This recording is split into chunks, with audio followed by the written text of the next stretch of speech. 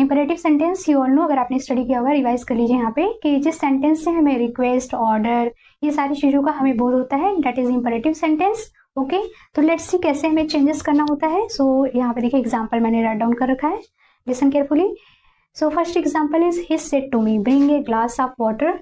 तो ये कन्वर्ट हो जाएगा आपका he ordered me to bring a glass of water. Okay, तो सेंटेंस के अकॉर्डिंग हम इसको यहाँ पे ऑर्डर लगा देंगे, क्योंकि इससे हमें क्या है, ऑर्डर का बोध हो रहा है। He said to me bring a glass of water. Okay, order का बोध हो रहा है तो यहाँ पे हम ऑर्डर लिख देंगे, और यहाँ ऑर्डर कॉमा हटा के me to bring a glass of water. Okay, to लगा देंगे।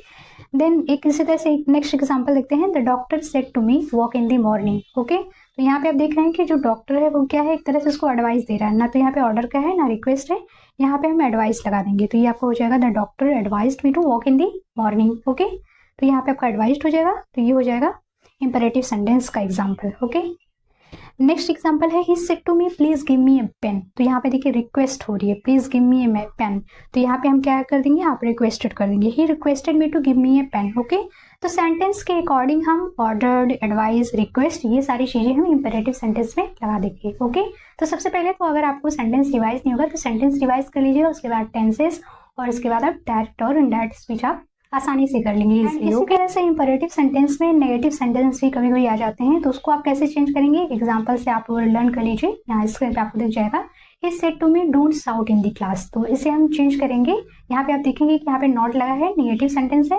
इंपेरेटिव का ही है, तो यहाँ पे आपका हो जाएगा he asks me not to shout in the class. Okay, तो ये आपका इस तरह से चेंज हो रहा है, या तो आप यहाँ पे फॉरवर्ड भी लगा सकते हैं वो। अब हम लोग स्टडी कर लेते हैं एक्सक्लेमेटरी सेंटेंस और ऑब्जेक्टिव सेंटेंस को। ओके,